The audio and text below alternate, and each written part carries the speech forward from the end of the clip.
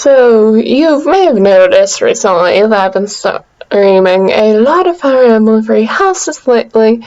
I've also happened to have gotten into D&D recently, as you may have noticed from a Sims 4 cast video I did a while back, where I made my D&D party in The Sims 4. Or in this video, I'm going to talk about how to play Byleth in D&D based on what's currently available during the making of this video. So, for stats, we're going to be using the standard array. You totally can roll, but keep in mind multi-classing and how that's going to work. So for stats, you're going to want to go 15 for strength, 14 for wisdom, 13 for constitution, 12 for charisma, because how else are you supposed to have almost all your students in the Black Eagles follow you when you choose Edelgard. 11 for intelligence, as you're not dumb, but you don't know a lot of history of the world because you are more focused on fighting and making a living and not dying. And then we're going to make dexterity 8. For the race, you're going to want to go custom lineage, as it's better than variant human. So you're going to want to add +2 to strength, making your strength a lot better for a total of 17. And you also get a feat as well. Now, Pole Arm Master doesn't apply to longswords, so you can't get a longsword that will extend its reach and do all the stuff you need to do with it. And there's no feat to extend a weapon's reach, unless you have someone who homebrews that way, but again, that's reaching into homebrew. So what you can do instead is reflavor a glaive to act like a longsword, as they have the same damage. Dying, just say that I can't extend its reach when you need it to, so that's why we're going Polearm Master. You also get a skill proficiency, so choose Persuasion, as how else are you going to persuade the students to join your house. For your background, you're going to want to go Mercenary Veteran, which will make you proficient in the athletic skill, and one skill of your choice. I recommend going Perception, as you're quite good at noticing some things. At level 1, you're going to go into Fighter, because you're a skilled fighter with a sword. Or for armor, you should go Plate and Shield, because you have a dexterity of 8 total. Make your 2 proficiencies be Insight, as again, you're good at noticing things, and Acrobatics make up for your bad dex score. Level 1, you get Violent Style, pick Protection, or I'm going to mention something you should switch to later on. You could choose that first. But pick Protection as a Violent Style to make sure your students don't get in harm's way. Think of it as your Divine Pulse you can only use once per combat round. Plus, you get Second Wind, which you'll heal once per short rest. Yay, Crest of Flames at level 1! Or you'll get Action Surge, where you can fight again, then take another action.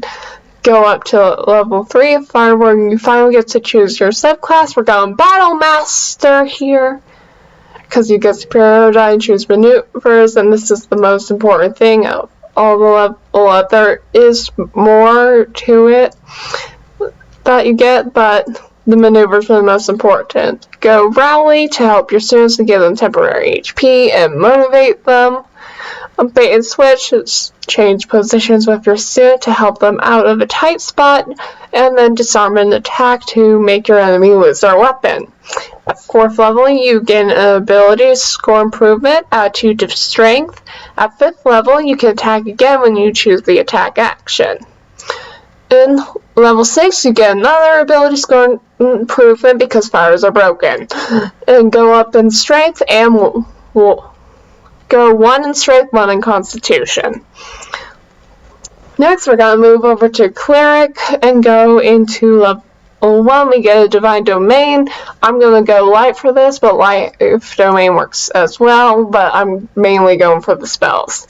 You can now cast spells, though because of your low wisdom, you won't have the best saves and attacks currently, though you do have +2 modifier but of wisdom, so that will be helpful.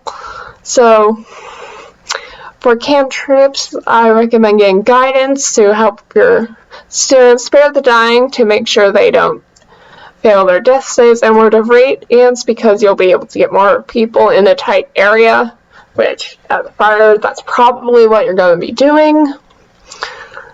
And although you'll probably, right now, with you being level 1 in Cleric and not the highest wisdom, you probably just want to mostly go for buff spells and healing.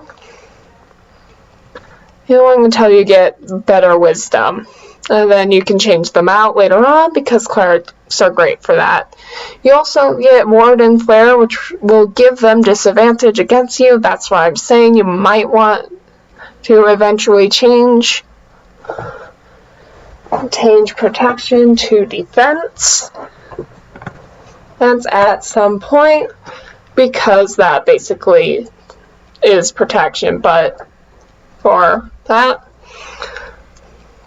At second level, you get Turn Undead, which makes them move away from you, as long as they don't get hit or are not terrified, as well as Radiance of the Dawn for your Channel Divinity, where you remove magical darkness, and any creature against you takes the radiant damage. At third level, not much happens, you just get more spells to prepare. But you do get the Scorching Ray spell, which is very good for higher levels because of its multiple abilities to attack. Level 4, you get ability score improvement, go up 2 on Wisdom. Level 5, you get Destroy Undead, which will allow you to destroy certain undead up to a certain challenge range, depending on your level. This would have been great in-game to deal with those pesky phantom soldiers. At level 6, you get Improved Flare, which will allow you to use it when other creatures get attacked. Which, again, this is definitely, once you get this ability at level 6, that's definitely when, if anything, you would want to change out your fighting style.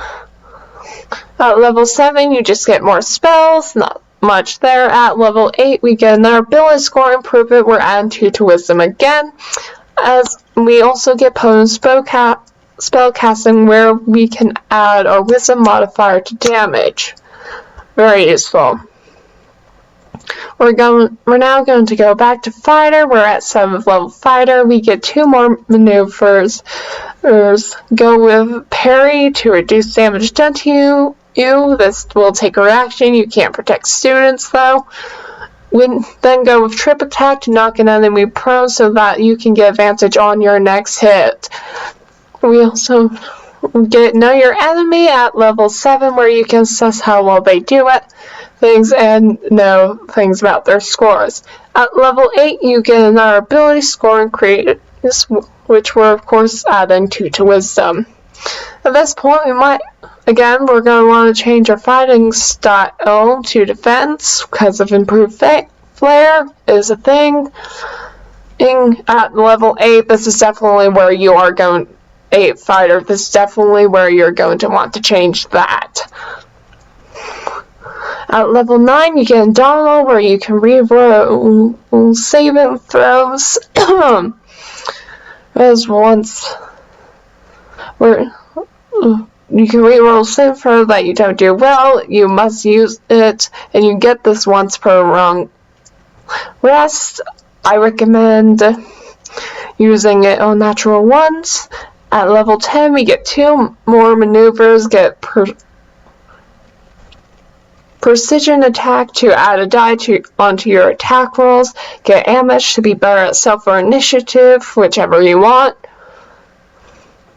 And at level 11, you get another extra attack, allowing you to make 3 total attacks with a weapon And when you choose the attack action, the display Scorching Ray is good because if you cast a spell, instead of taking the attack action, we'll still hit something 3 times. For the last level, at level 12, we get another ability score improvement where we will be taking a feat, and this feat be More Caster, so you can cast spells with your weapon and shield without having to change them throughout the build. That's currently the build, and there are definitely some pros and cons to this. The pros are that you have multiple ways to attack and do damage, and also heal from that damage as well. And we have a hard AC for a total of the highest we can get is 21 without any magical armor. And also a big pool of health. The cons to this is that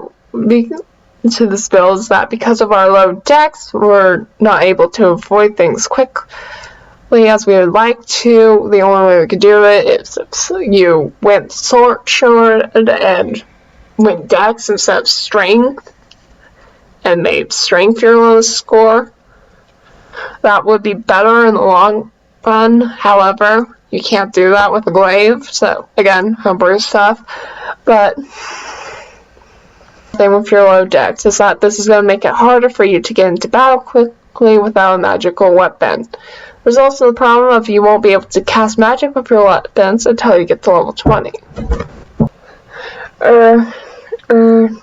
Is if you went with it earlier, preferably on your 4th level of Cleric class, that would make it be more easier for you to use spell casting and get that problem out of the way earlier than when I have it. So another way you could get rid of your low dex is instead of going More Caster, take the dex, but you won't get More Caster, so, or you won't get your max wisdom score, one of the two.